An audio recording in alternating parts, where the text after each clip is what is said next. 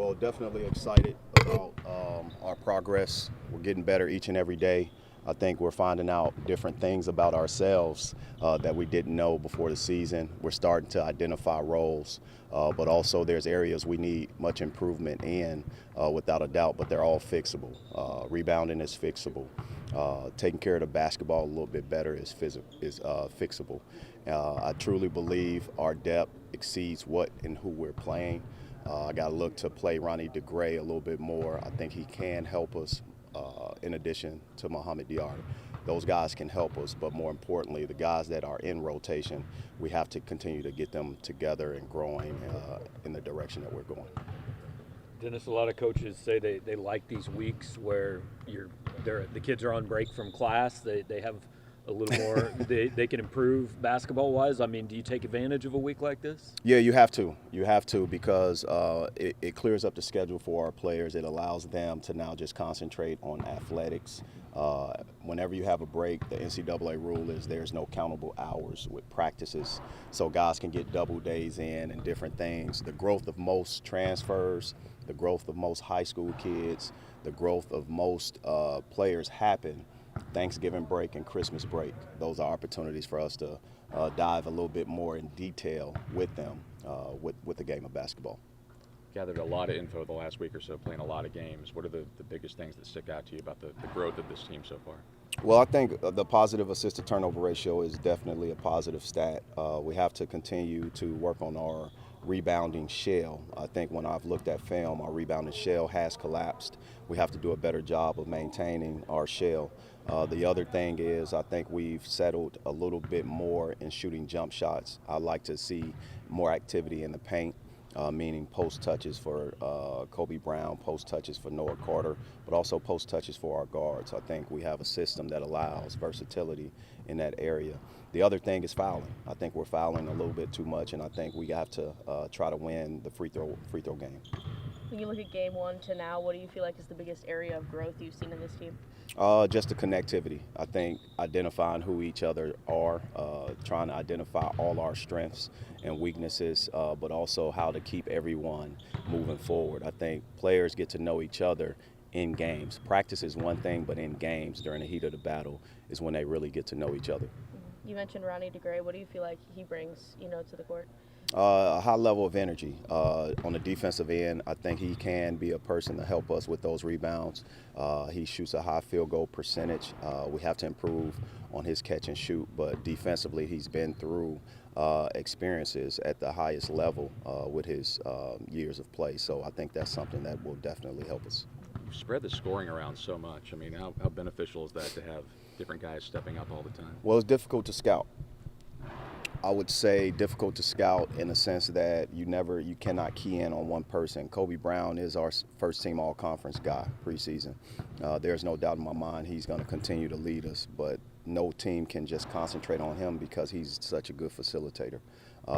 It shows our level of unselfishness. It shows the depths of our roster, but also it was recruited. Our staff did a great job recruiting this offseason and identifying guys who had unselfishness in their spirit, but also wanted to be a part of the Mizzou basketball tradition. And those guys come from great well-coached programs, and I think that helps.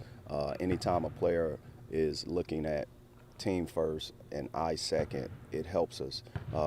Most of these guys come from programs where they played 35, 40 minutes a game, and now you cut that in half, they're still producing at a high level.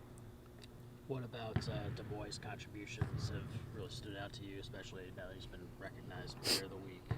Outstanding accomplishment. That award belongs to our program, our team. It belongs to our fans. Des Moines knows how we approach individual awards. It bears the name of a person, but it bears the name of our team first, and that's the tradition that we have.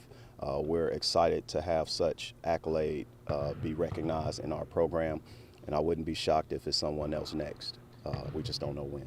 I know you were recruiting him a little bit way back at Florida State. How'd you find him? I mean, what was it? Do you remember the process of getting to know him? Yeah, absolutely. I remember the process. He was in a smaller JUCO down in Florida. And I've known his JUCO coach for some years. We've signed at Florida State 2 players that he's coached before, P.J. Savoy hit one of the bigger shots in Florida State history. He came from JUCO out in Sheridan, Wyoming, and that coach by the name of Tom Parks recruited him, and he was an assistant then, but he began to have his head coaching job in Florida for the first time, and that's how we found him, just by word of mouth and relationships. But more importantly, he was a kid that was averaging close to 30 points a game. He had games where he made probably 40, 45 points, close to 50 points, and I knew he was one of the better shot blocking guards out there. But P.J. Savoy, success at Florida State allowed me to understand that, Des Moines Hodge is a kid, in addition to others, that could complement us here at Florida State when I was an assistant. So it was an easy decision for me to try to recruit him at Cleveland State, which we were successful at doing. He trusted me with his career and the process at which he was going through. And you add now going to Mizzou, it was an easy decision. He made me work a little bit. He made me recruit him a little bit harder than I did before, but I'm definitely thankful he's here. He's a good catch and shoot player, but he also plays both sides of the basketball, averaging 6 steals or 5 steals last week. Shows that. He and Trey come in with this defensive reputation. They've both shown that they can score. How much of a problem is that for other teams? I think what it shows is guys' the ability to play both sides of the basketball. But also guys that average double digits at some point in their careers. Whenever you have 2 guys on the same team taking a Defensive Player of the Year award from the other, and it's healthy competition while doing such, that's the environment you want to create. Iron sharpens iron, and our guys want to compete at a high level on both sides. Offensively, they share the ball at a tremendous rate, and it's part of that growth that I see. Trey knows Des Moines, but the other guys have gotten to know Des Moines, and that's what we see each and every game take place, and finding him in his spots, encouraging him to shoot after he's missed, and even trying to prep him for the next play to execute. So it's definitely outstanding. Trey Gomillion shares the basketball.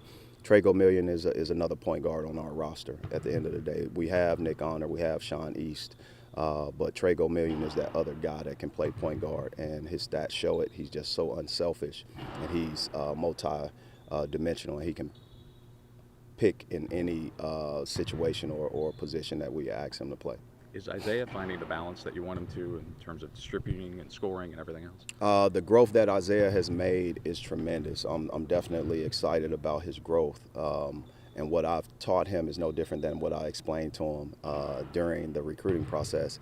I'm going to push you on defense. I think you have more to give defensively. Right now he leads our team in charges.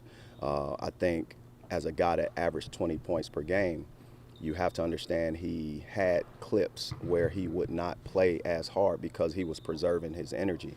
And what I've seen now is a gap-free sort of play that he's displaying. But he's an unbelievable passer, unbelievable player with the ball in his hands. And we are all seeing that take place. He's averaging, 17, 18 minutes a game. You double those stats, that puts you at a positive PER close to 20. So I'm very excited at what I see. I know you've got a game in Miami next month.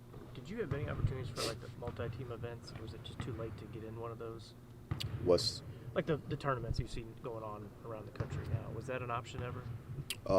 This is technically a multi-team event right now that we're playing, Right. that we're hosting.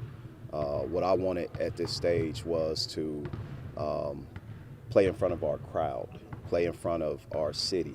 I think that's very important in year 1, possibly year 2, to do that. But more importantly, try to establish and reconnect with our tradition. And our tradition is our fans. That's the one asset, the one group of people that sometimes never comes and goes. You have longtime season ticket holders who make up this institution, who's probably 3rd, 4th generation Mizzou alum. And they deserve to have home games, right? So I wanted to balance that with a growing and a new team, which allows us now to grow each and every day. 3 games in 5 days, 4 games in 8. That allows you a quick turnaround, but it also allows you to have a consistent support from your fans and growth from your team. And we're at the infant stages of our program, and it's just where I see things going right now. A lot of veterans on this team. What have you liked that you've seen from a younger guy, Aiden Shaw, so far? Oh, Aiden Shaw, his energy and then his innocent look when he knows he messed up or botched a play. He's so guilty. He's so guilty, but he's so talented, right? When you see a guy make a mistake, but he has the humility that Aiden has, the smile comes across his face. I know, Coach, I know. Before I could even correct him, he's usually correcting himself, saying, I got it, Coach, I got it. And that's the positive attitude you need from a young guy who's a sponge. And his growth has been coming so fast, and I'm very excited about what I see. I think he can truly continue to help us.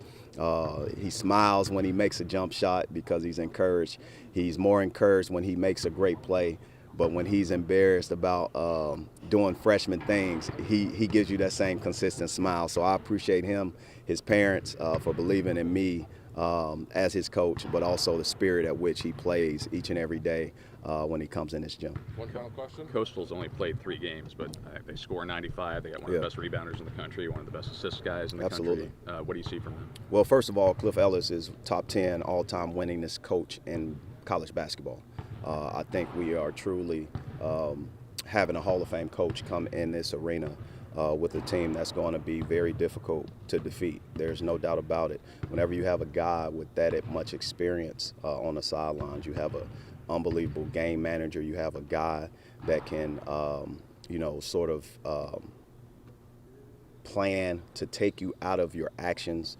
He's going to throw different things at us. He's going to throw and try to keep our players off balance. And the respect that I have for him as a coach who was AP Coach of the Year, who had a #1 team in the country, is tremendous. He's a true Hall of Famer, much respected. As it relates to his roster, they have great pieces, without a doubt. The portal has been great to them as well, but also the development that he has within his program.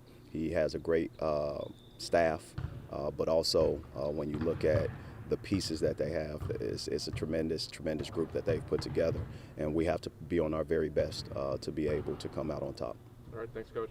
Thanks.